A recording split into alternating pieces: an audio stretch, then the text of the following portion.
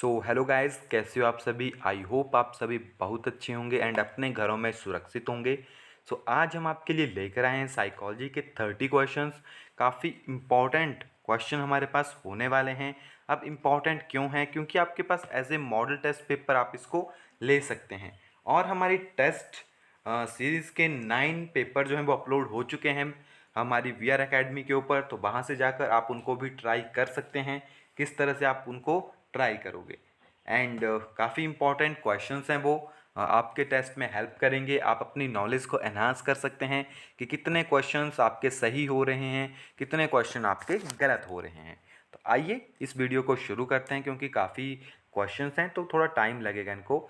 तो first question जो हमारे पास आता है काफ़ी कॉमन क्वेश्चन है और काफ़ी टाइम एग्ज़ाम्स में हमारे पास ये पूछा गया है। एक मिनट, थोड़ा सा ओके।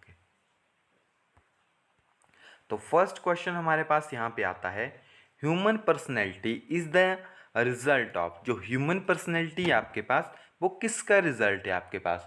तो आप सभी को पता है हेरिडिटी एंड एनवायरनमेंट जो है कंबाइंड फैक्टर्स होते हैं जो कि हमारी पर्सनैलिटी को इंटरेक्ट करते हैं। सो ऑप्शन नंबर सेकंड इसका राइट आंसर है। नेक्स्ट है हमारे पास, individual attention is important in the teaching learning process because. Individual attention जो है काफ़ी ज़्यादा इंपॉर्टेंट होती है आपके पास टीचिंग लर्निंग प्रोसेस में। तो आपका ज़्यादा टाइम नहीं लूँगा, डायरेक्टली हम आंसर्स के ऊपर चला करेंगे। सो अगर यहाँ पे आप देखो तो learning always learn better in group, ये भी इतना ज़्यादा इफेक्टिव आंसर नहीं है आपके पास। Teaching training process is prescribe it, ये भी सही नहीं है। It offer better opportunity to teach, ये भी आपके पास इतना ज़्यादा सही नहीं है। मगर children develop at different rate and learn differently, ये आपके पास सही है कि बच्चे जो हैं सभी बच्चे अलग अलग रेट के ऊपर सीखते हैं एंड जो भी आपके पास लर्निंग है वो उनकी अलग अलग है।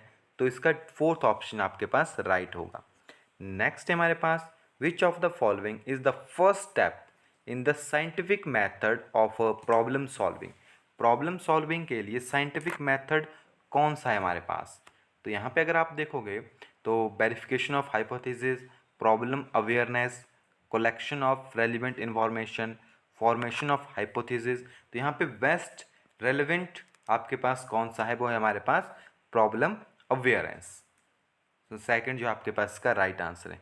नेक्स्ट है हमारे पास, which of the following is a domain of learning. तो हमने डोमेन्स पढ़ी थी जो कि ब्लूम टैक्सोनॉमी में आपके पास आती है। 3 डोमेन्स हमारे पास प्रेजेंट है। आपके पास कोग्निटिव है, आपके पास अफेक्टिव है, आपके पास साइकोमोटर है, जिसे पहले आपके पास सेंसरी मोटर कहा जाता था। सो इफेक्टिव यानी अफेक्टिव सेकंड आपके पास राइट आंसर है। नेक्स्ट है हमारे पास, when a child gets bored while doing a task it is a sign that, कि अगर बच्चा जो बोर है टास्क के टाइम, तो ये क्या रिप्रेजेंट करता है? टास्क में भी ये टास्क में हैव बिकम मैकेनिकली रिपीटेबल, ये आपके पास सही है क्योंकि टास्क हो सकता है बार बार हो रहा हो, तो एक ही टास्क बार बार करेंगे तो आप बोर हो जाओगे। Error of learning often indicate, error क्या रिप्रेजेंट करता है कि आप कोशिश कर रहे हो। द यानी how they learn, the need for mechanical drill, यानी second is the right answer कि आपको और ज़्यादा प्रैक्टिस की अब ज़रूरत है। नेक्स्ट हमारे पास है, Irfan break toys and dismantles them to explore their component, what would you do? हमें क्या करना चाहिए उस time? encourage his inquisitive nature and channelize his energy। Next है हमारे पास, make a student of class 4 can play game on cell phone without anybody helps but he is able to open a word file computer with the help of his father. तो ये आप किस term को represent करते हैं? काफ़ी important term है आपके पास, zone of proximal development, Z को रिप्रेजेंट करता है आपके पास। किसी की हेल्प से जो है हम नॉलेज गेन कर रहे हैं, इसी के अंदर आपके पास स्कैफोल्डिंग का भी टर्म हमारे पास आई थी। नेक्स्ट है हमारे पास, the emphasis from teaching to learning can be shifted by. So किस तरह से शिफ्टेड हो सकती है? Adopting child centre pedagogy. Next है हमारे पास, the statement men are generally more intelligent than women. तो किस चीज़ को रिप्रेजेंट करता है आपके पास? Show gender bias. नेक्स्ट है हमारे पास understanding the principle of development of a child helps a teacher in. तो किस में हेल्प कर सकता है? तो अगर आप देखोगे तो कोई भी आपके पास जो इफेक्टिव लर्निंग होती है, क्योंकि आपको पता है हर एक बच्चा डिफरेंट डिफरेंट एरिया से आता है, डिफरेंट डिफरेंट टीचिंग कंडीशन उसकी होती है, यानी एनवायरनमेंट अलग होता है, सोशल एनवायरनमेंट अलग होता है। So effectively catering to the different learning style of learners. Next हमारे पास कुछ स्टेटमेंट्स हैं यहाँ पे। The statement an important precondition for the proper development of a child is ensure her his health physically development. So which of the following is the right answer, या which one is the correct answer? So is true statement है, because physical development occupy the topmost place in the sequence of the development. Next है हमारे पास a child has been admitted to your school that belonging to a backward family backgrounds for the culture viewpoint.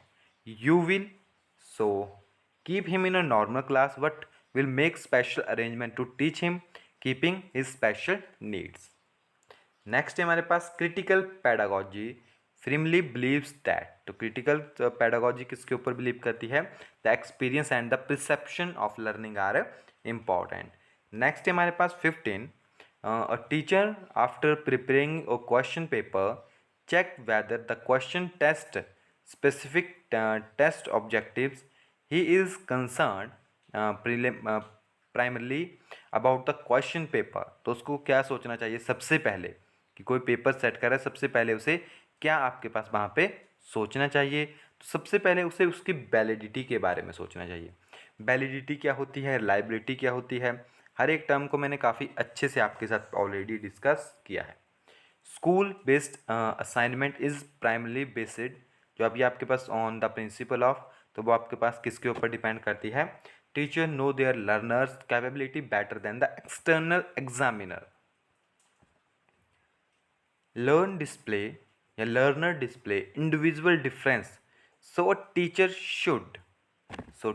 Should provide a variety of a learning experience. Next है हमारे पास which of the following is a principle of development. आपको बताना है यहाँ से कौन सा प्रिंसिपल जो है वो डेवलपमेंट को रिपीट करता है आपके पास, यानी एक्सप्लेन करता है। It does not proceed at the same pace, ये तो सही है आपके पास। डेवलपमेंट इज ऑलवेज लीनियर, गलत है। कॉन्टिन्यूस डिसकॉन्टिन्यूस नहीं है, वो कॉन्टिन्यूस प्रोसेस है। All process of development are not interconnected, ये भी गलत है, क्योंकि डेवलपमेंट की सारी प्रोसेसेस एक दूसरे के साथ क्या करती है? डिपेंड करती है आपके पास। Then human development is divided into domains. तो आपके पास कौन कौन सी थी? कॉग्निटिव थी, इमोशनल आपके पास थी, एंड आपके पास साइकोमोटर डोमेन्स थी, एंड देन आपके पास एक और यहाँ पे आती है, वो आती है आपके पास साइकोलॉजिकल डोमेन। ओके, यानी psychological, cognitive, emotional and physical domain. Next है हमारे पास एक कंडीशन दी गई है, और teacher uses a text and some picture of fruit and vegetable and hold a discussion with her student. The student link the detail with their previous knowledge and learn the concept of nutrition. His approach is based on, तो उसकी जो approach है आपके पास वो construction of knowledge के ऊपर based है। किसके ऊपर? कंस्ट्रक्शन ऑफ नॉलेज के ऊपर। The child start to cry when his grandmother take him from his mother's lap. The child cries due अब वो, क्योंकि वो वहाँ पे सुरक्षित फील नहीं कर रहे, यानी सेपरेशन एंड एग्जाइटी, यानी वो अलग हो रहा है वहाँ से।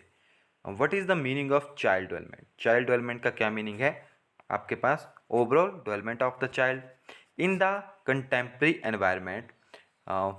One is the successful teacher who have skill to make an effective contact with the student.